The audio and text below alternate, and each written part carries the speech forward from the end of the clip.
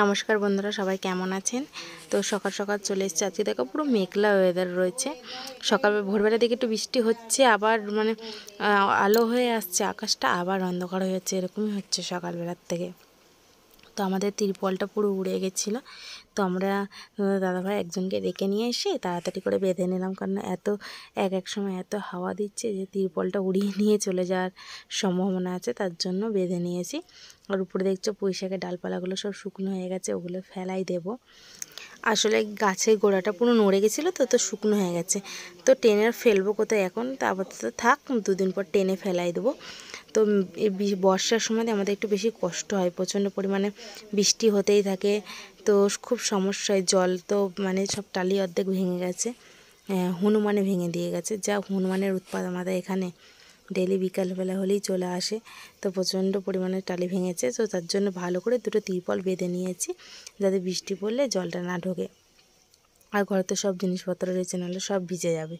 তো দেখো মিঠুকে বাইরে বের করে দিয়েছি, বৃষ্টি হচ্ছে তখনই পড়ছে, আবার হচ্ছে দেখো শুকনো হয়ে গেছে, এরকমই হচ্ছে সকাল থেকে। তো ভোরবার 6টার দিকে একবার হয়েছে, এখন তো 9টা সাড়ে 9টা বাজে, শুকনো শুকনো হয়ে গেছে, একবার রোদ্দুরও হয়েছিল। তো এবার রান্না করব, তোমাদের দাদাভাইকে বাজারে পাঠিয়েছি, দেখি কি রান্না করা যায়। চলে গেছে ওখানে খেলতে, আনতে যাচ্ছি, সকাল থেকে কিছু খাইনি।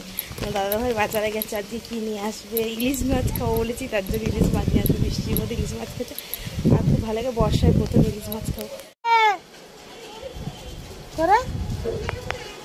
ডাক ডাক ডাক, খাবো, ডাকে ডাকে, খিদে পেয়েছে, তাতে আয়। বৃষ্টির মধ্যেও খেলতে চলে যেতে হবে না, খাবো না।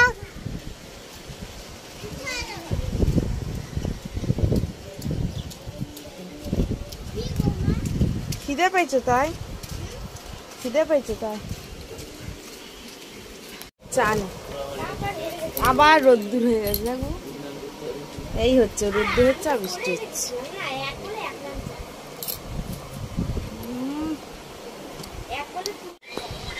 চাটা খেয়ে ফেনা ভাত বসিয়েছি। বাবু ফেনা ভাত খাবা তো, বেসনে বড়া দিয়ে? কি রোদ্দুর হয়ে গেছে, আবার মেলা আসতে হবে এগুলো অবশ্য। রোদ্দুর না, খেয়ে নাও ফেনা ভাত। তো আজকে ইলিশ মাছ রান্না হবে, আর বাজার দিয়ে ইলিশ মাছও চলে এসছে। তোমার দাদাভাই প্রথমবার ভালো মানে কেটে কুটে ভালোভাবে নিয়ে এসছে, নাহলে কোনো দিন ভালোভাবে আনতে পারে না, ভক্তি লাগে না। তো আজকে ফার্স্ট টাইম ভালো মাছ নিয়ে এসছে। তো চলো সব কটা রান্না করবো না, কিছুটা রেখে দেবো, ভাপা হবে ভাজা হবে। তো আজকে ভাপা করব। তো চলো রান্নাটা বসিয়ে দিই। আগে দেখি কটা তুলে রেখে দিই ফ্রিজে, একদিনে তো সব খাবো না। তো এখানে পাখির ছোলাটা ভিজিয়ে দিয়েছি, আর এই যে পাখিকে আজকে চা বিস্কুট দিলাম, সকালের দিকটা চা বিস্কুট খাক, তারপরে আমি ওকে ফল কেটে দেব। আর এখানে চলো ইলিশ মাছ তো করবো, চালটা ভিজিয়ে দিয়েছি। আর এই যে এখানে ইলিশ মাছটা এখন আপাতত রাখলাম, সর্ষে বেটে নিই। এখন অবস্থা খুবই খারাপ থাকে, তোমরা ভাববে এরকম অগোছালোভাবে রাখি কেন। একটু রান্না বান্নাটা করে নিই, তারপরে একটু পরিষ্কার করে নেবো। তো এইদিকে তোমার দাদাভাই আসলো সবাই বাড়ি, স্নান করে একটু দিনটি খাবে, দুপুরবেলা একবারে ভাত খাবে। সকালের খাবারটা খুব কমই খাই ও। নেন একটু গ্রিন টি।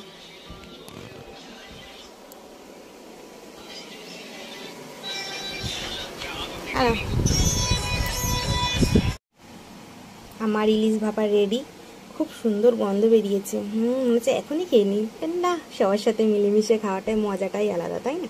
চল আপাতত ঢেকে রেখে দিই।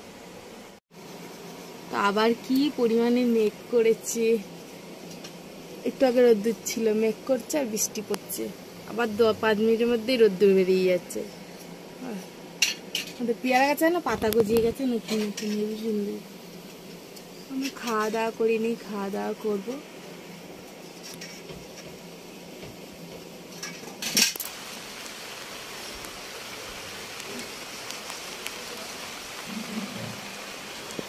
বৃষ্টিটা থেমে গেছে, আবার রোদ্দুর হয়ে গেছে। তো এবার খেয়ে নেবো, অনেকটা বেলা হয়ে গেছে। তো এদিকে পালং শাকের চচ্চড়ি করেছি, ইলিশ মাছ ভাপা, আর 2 টুকরো আম কেটেছি, আর শসা পেঁয়াজ। তোমাদের দাদা ভাইয়ের খাবার এটা।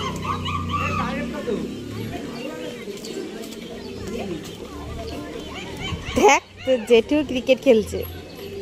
আমার ছেলে শুধু নেই, পড়তে গেছে।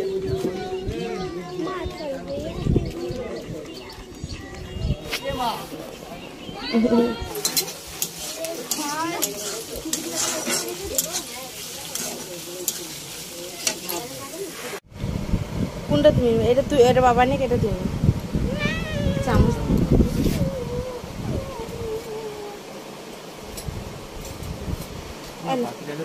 পাখিটাকে তুমি দাও, বাটি তুমি বের করে নিয়ে আসো সব।